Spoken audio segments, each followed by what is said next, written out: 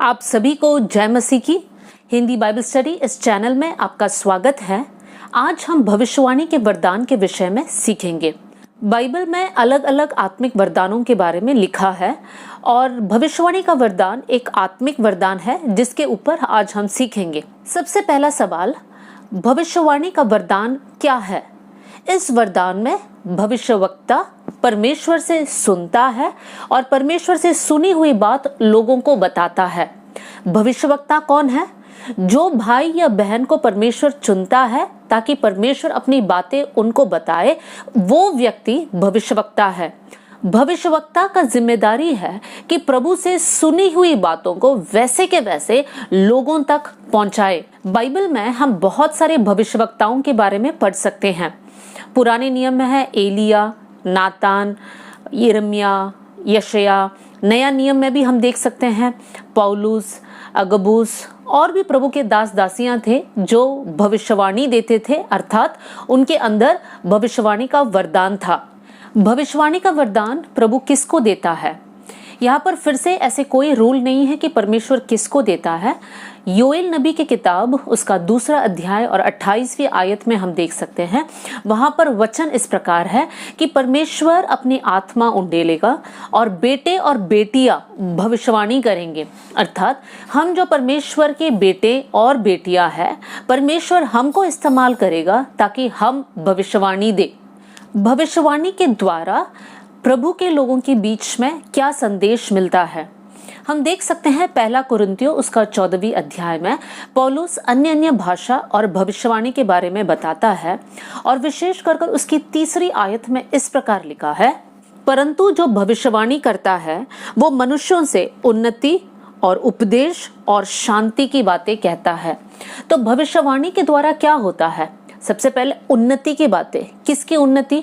अगर हम अन्य भाषा देखेंगे तब हमने ये सीखा था कि अन्य भाषा जो बोलते हैं वो अपनी उन्नति करता है, लेकिन भविष्यवाणी जो करते हैं वो कलीसिया की उन्नति करता है, अर्थात प्रभु के लोगों को जो है उन्नति की ओर बढ़ाता है। इतना ही नहीं, भविष्यवाणी के द्वारा उपदेश और शांति की बातें कही जाती है। उपदेश मतलब अगर एक इंसान भटक रहा है, उनको उपदेश देना, मतलब ये राह गलत है, आपको सही मार्ग में आना या सिखाने वाली बात है। ये सारी बातें भविष्यवाणी के द्वारा होता है।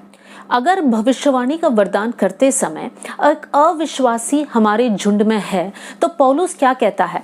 1 कुरिन्थियों 14 अध्याय में लिखा गया है, उसके 24 और 25वीं आयत में इस प्रकार लिखा है, परंतु यदि सब भविष्यवाणी करने लगे और कोई अविश्वासी या बाहर वाला मनुष्य भीतर आ जाए तो सब उसे दोषी ठहरा देंगे और परख लेंगे और उसके मन की भेद प्रकट हो जाएगा और तब वो मुंह के बल गिरकर परमेश्वर को दंडवत करेगा और मान लेगा कि सचमुच परमेश्वर तुम्हारे बीच में है।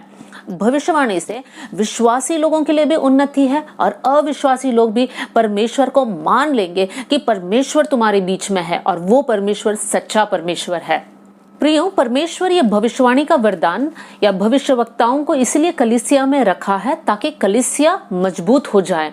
लेकिन हम बहुत से वक्त ये देखते हैं या देख सकते हैं कि झूठे भविष्यवाणी देने वाले लोग भी बहुत सारे हैं और इसलिए पौलुस 1 थिस्सलुनीकियों में लिखा है कि भविष्यवाणी को तुच्छ मत समझो, लेकिन हर बात को परखना है। उसी विषय में 1 कुरिन्थियों 14 का 29 में इस प्रकार लिखा है, जब 2 या 3 लोग भविष्यवाणी करेंगे तब सुनने वाले लोगों को परखना है। देखिए, जब भी कुछ रियल होता है या जब भी कुछ असली होता है तब उसका डुप्लीकेट भी होता है। अब जब परमेश्वर की ओर से वचन आता है तब शैतान ये भी कोशिश करता है कि उसकी झूठी बातें भी लोगों के अंदर डाले और भविष्यवाणी बनकर वो लोगों के पास पहुंचे। इसलिए हमें बहुत सतर्क रहना है कि सच्चा कौन सा है और झूठा कौन सा है। इसलिए पौलुस दोनों किताबों में इस प्रकार लिखा है कि भविष्यवाणी को तुच्छ नहीं समझना है, लेकिन एट द सेम टाइम हमें भविष्यवाणी को परखना भी है। अब सवाल हमारे सामने है कि हम कैसे भविष्यवाणी को परख सकते हैं कि क्या वो प्रभु की ओर से है या वो मनुष्य की ओर से या शैतान की ओर से है।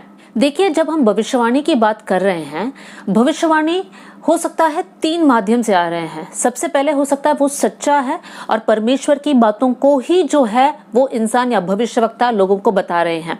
तो दूसरी बात हम ये देख सकते हैं, जो इंसान अपने आप को भविष्यवक्ता समझता है, हो सकता है वो प्रभु की ओर से नहीं सुन रहा हो, लेकिन वो अपने ही मन के विचार को लोगों के सामने रख रहा है। उसके लिए एक आयत है इज़कियल की किताब, उसका 13वीं अध्याय और दूसरी आयत में इस प्रकार लिखा है, हे मनुष्य के संतान, इज़राइल के जो भविष्यवक्ता अपने ही मन से भविष्यवाणी करते हैं, मतलब अपने ही मन के विचार लोगों के सामने रखता है और कहता है ये भविष्यवाणी है, हो सकता है वो ऐसा हो।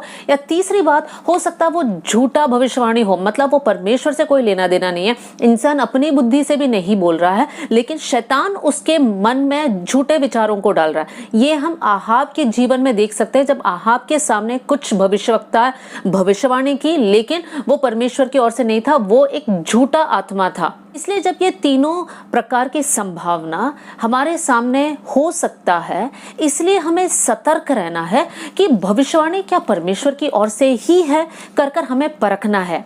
कैसे परखेंगे हम?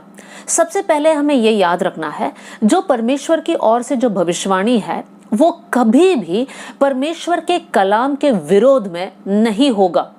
परमेश्वर के कलाम अगर कुछ सिखाता है तो उसके खिलाफ कभी भी भविष्यवाणी नहीं होगा, अगर होगा तो वो परमेश्वर की ओर से नहीं है। उदाहरण के लिए, अगर कोई आपसे आके कहता है कि मुझे परमेश्वर की ओर से एक भविष्यवाणी हुई और वो ये है कि यीशु मसीह का आगमन ये दिन होगा, जैसे 2021 में ये दिन होगा, ऐसे करके कोई आपसे कहता है, तो आपको समझ में आना चाहिए कि ये वचन के अनुसार नहीं है, क्योंकि वचन में समय और दिन नहीं दिया हुआ है, ना किसी को पता है। अगर कोई इस प्रकार कहता है तो हमें साफ समझ में आता है कि ये वचन के साथ ये मेल को नहीं रखता है, इसीलिए ये झूठा भविष्यवाणी है।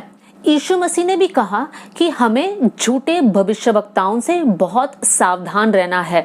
वो हम पढ़ सकते हैं मत्ती का सुसमाचार, उसका 7वीं अध्याय और 15वीं आयत, जहां पर लिखा है, झूठे भविष्यवक्ताओं से सावधान रहो, जो भेड़ों के भेष में तुम्हारे पास आते हैं, परंतु अंदर वो फाड़ने वाले भेड़ियां हैं। उनके फलों से तुम उन्हें पहचान लोगे। कैसे हम पहचान लेंगे कि एक इंसान झूठा भविष्यवक्ता है या सच्चा है? उनके जीवन के फलों के द्वारा हम उनको पहचान सकते हैं। अगर आप मान लो कि इंसान खड़े होकर भविष्यवाणी कर रहा है कलीसिया के अंदर और कलीसिया के बाहर व्यभिचार कर रहा है या फ्रॉड के काम कर रहा है, तो यह साफ है कि जो वो भविष्यवाणी दे रहा है वो परमेश्वर की ओर से नहीं है।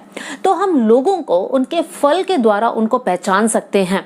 हमें अपने आप को धोखे में नहीं डालना है, और साथ साथ ये बात याद रखना है कि हमें भविष्यवाणी को तुच्छ भी नहीं समझना है। तो दोनों को एक बैलेंस में रखकर हमें आगे बढ़ना है। दूसरी बात, जब भविष्यवाणी होता है वो परमेश्वर की महिमा करता है। और तीसरी बात, लोगों के अंदर एक मन फिराव होता है, कभी कभी नहीं भी होता है, लेकिन ज्यादातर लोग जब वो भविष्यवाणी सुनते हैं तो परमेश्वर का भय उनका ऊपर छा जाता है और वो लोग अपने आप को सुधारना चाहते हैं, मन फिराव के एक अनुभव में होकर। जैसे हम देख सकते हैं योना के समय पर योना ने जाके एक भविष्यवाणी की कि परमेश्वर इस शहर को नाश करने जा रहा है। तब वहां के लोगों ने क्या किया? वहां के लोगों ने मन फिराया और परमेश्वर ने जो है वहां पर तरस खाया। भविष्यवाणी जब होता है तो लोगों को मन फिराव की ओर लेकर जाना चाहिए, ना कि लोगों के अंदर एक घमंड या हम सिद्ध है ये वाली भावना नहीं आनी चाहिए। जो सच्चा भविष्यवाणी है, हम देख सकते हैं कि समय के साथ साथ वो किया हुआ भविष्यवाणी पूरा हो जाएगा। और भविष्यवाणी जब होता है तब इस बात का भी ध्यान होता है कि चर्च में या लोगों के बीच में, कलीसिया में, लोगों के बीच में गड़बड़ी पैदा नहीं होना चाहिए, एक कंफ्यूजन होना नहीं चाहिए। एक और चीज हमें याद रखना है कि 1 कुरिन्थियों 14वीं अध्याय में इस प्रकार लिखा है कि भविष्यवाणी देने वाले या भविष्यवक्ता, उनकी आत्मा जो है, मतलब प्रभु की आत्मा एक गड़बड़ी की आत्मा नहीं है, वो उनके वश में है। अगर परमेश्वर एक संदेश दे रहे हैं और मान लो एक प्रचार हो रहा है, जैसे मैंने अन्य भाषा के बारे में कहा, तो जरूरी नहीं है कि उठकर सबको डिस्टर्ब कर प्रचार को रोककर फिर वो भविष्यवाणी दे। नहीं, ये आत्मा उनके वश में है, मतलब वो लोग प्रभु की बातें सुनकर अपने पास रख सकते हैं और जैसे ही देने का समय है, सही समय पर उन लोग उस भविष्यवाणी को दे सकते हैं, गड़बड़ी पैदा नहीं करेगा। इसलिए प्रियो, इन दिनों में हम प्रार्थना में आगे बढ़े और परमेश्वर से कहे, परमेश्वर इस वरदान से मुझे भर देना परमेश्वर, ताकि मैं कलीसिया के लिए एक उन्नति का कारण बन जाऊं और परमेश्वर अपने मांगने वालों को जरूर परमेश्वर अपने वरदान देगा, क्योंकि बाइबल में लिखा है कि आत्मिक वरदानों के धुन में रहो, खास कर भविष्यवाणी के धुन में, क्योंकि वो लोगों की उन्नति का कारण है। इसीलिए हमें ज्यादातर ये वरदान हमें परमेश्वर से मांगना है। और अगर परमेश्वर ने हमें इस वरदान को दिया है तो बहुत सावधानी के साथ, भय के साथ हमें इसको इस्तेमाल करना है, ताकि हमारे इस वरदान को इस्तेमाल करने से कोई प्रभु से गिर ना जाए, लेकिन परमेश्वर के और करीब आए। मेरा बोलने का मतलब है, अगर परमेश्वर ने ये वरदान दिया तो हमें बुद्धि के साथ इसे इस्तेमाल करना है। अगर किसी के जीवन के बारे में एक निजी मामला आपको प्रकट हुआ है, तो अगर आप वो भविष्यवाणी और भी लोगों के सामने करेंगे तो वो उस इंसान को जो है परमेश्वर से गिरा देगा, वो हताश हो जाएगा और वो कभी भी लोगों के सामने फेस करना वो नहीं चाहेगा। इसलिए हमें भी बुद्धि के साथ करना है कि कहां पर कौन सा बात करना है। इसलिए पहला कुरिन्थियों में कहा गया है कि भविष्यवक्ताओं का आत्मा भविष्यवक्ताओं के वश में है, वो गड़बड़ी को पैदा नहीं करता है। प्रियों, जैसा प्रेरितों की किताब में लिखा गया था कि अंत के दिनों में मैं अपनी आत्मा हर एक मनुष्य पर उंडेलूंगा, तुम्हारे बेटे और बेटियां भविष्यवाणी करेंगे। जो योएल नबी की भविष्यवाणी है वो इन दिनों में हमारे समय पर पूरा हो रहा है। इसलिए हम प्रार्थना करेंगे परमेश्वर अपनी आत्मा बेटा और बेटियों पर उंडेलने पाए। प्रभु इन वचनों के द्वारा आप सबको आशीष दे। अगर आपको इस प्रकार की वीडियोस पसंद है तो कृपया अपने अन्य मसीही भाई बहनों के साथ इसे शेयर कीजिए, ताकि और भी लोग परमेश्वर के वचन को सुन पाए और सीख पाए। प्रभु आपको आशीष दे। जय मसीह की।